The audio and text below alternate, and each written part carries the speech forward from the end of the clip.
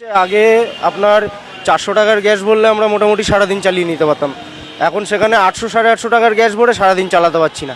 আমরা 400 টাকা করে ভর্তুকি দিয়ে আমরা গাড়ি চালাচ্ছি, আমরা ভাড়া বাড়াচ্ছি না, সেই ভাড়ায় খাচ্ছি। মানুষের কাজকর্ম নেই, পয়সা ইনকাম নেই, মানুষের পয়সা ইনকাম নেই, কীভাবে তারা চলবে? দুটো বাচ্চা যদি তার পড়াশুনো করে তাহলে সংসার চালানো টাফ। এখন দেখা যাক, সকাল 9টায় এসি অ্যাক্টিভ করেছি, আর এখন 2টো 2:30 বাজতে গেলে এখনও দ্বিতীয় টিপে যেতে পারিনি। এই তো আমাদের মধ্যমগ্রামটি সোদপুরের মধ্যে একটাই যে গ্যাসের পাম্প, সেটা হচ্ছে সাজিরাটে। সেটা ঠিকমতো অ্যাভেলেবল, 2 দিন ধরে গ্যাস পাচ্ছি না। পর্যন্ত বাড়াইনি আমরা, আমাদের যা সমস্যা আমরা এখনো কোনো ভাড়া পর্যন্ত বাড়াইনি। দাদা, আমরা দেখলাম ভোটের আগেও গ্যাসের দাম বেড়েছিল, আবার দেখলাম ভোটটা মিটতে না মিটতেই গ্যাসের দাম বেড়ে গেল, কি বলবেন? বর্তমানে পরিস্থিতি এমন একটা জায়গায় দাঁড়িয়েছে, আমরা জনসাধারণ, আমার মধ্যবিত্ত ঘরের লোকেরা, আগেও সেই আমি একটা অটো চালক সদস্য হিসেবে বলি, আমাদের অটোর ব্যাপারটা মারাত্মক। আগে ছিল 49.32 পয়সা করতে, 49 টাকা 32 পয়সা, এখন সেটা চলে 90 টাকা পাম্পের গ্যাস।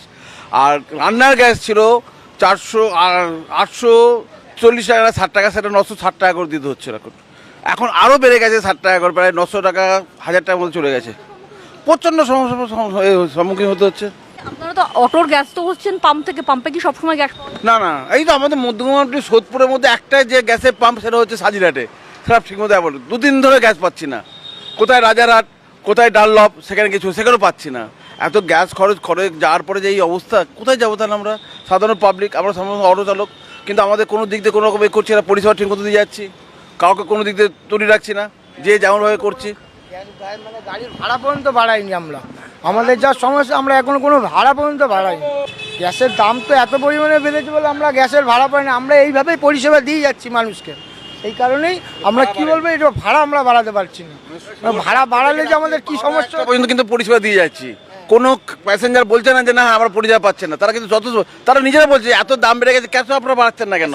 কিন্তু আমাদের ইউনিয়ন বা আমাদের সমাজ বলছে না, পরিষেবা দাও, তারপর দেখা যাবে। তুমি পরিষেবা দাও, আমাদের লস হোক তাও ভালো, কিন্তু পরিষেবা যেন কোনোদিন ত্রুটি না হয়।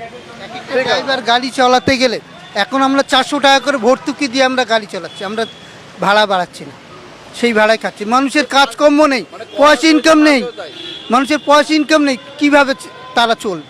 দুটো বাচ্চা যদি তার পড়াশুনো করে তাহলে সংসার চালানো টাফ। সেই হিসেবে আমরা আর ভাড়া বাড়াচ্ছি না, পুরনো ভাড়াতেই আমরা এখন চলছি। 70 টাকায় গেছে, যেটা কাটা গেছিল 70 টাকা লিটারে যেটা চলাচ্ছিলাম সেই। না, পাম্পে আমরা গ্যাস ঠিক মতো পাচ্ছি না। আমাদের সাজিয়ার পাম্পে কোনো গ্যাস নেই, এখনো গ্যাস আসেনি।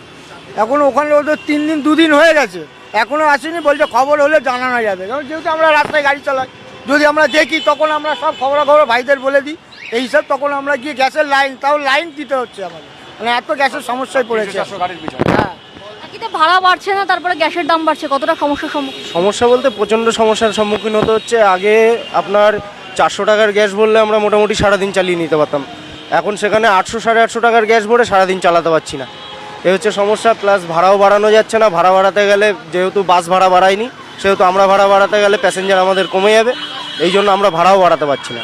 তো এইভাবে চলছে। আর গ্যাস যেদিন পাচ্ছি সেদিন চালাচ্ছি, গ্যাস যেদিন পাচ্ছি না চালাতে পারছি না।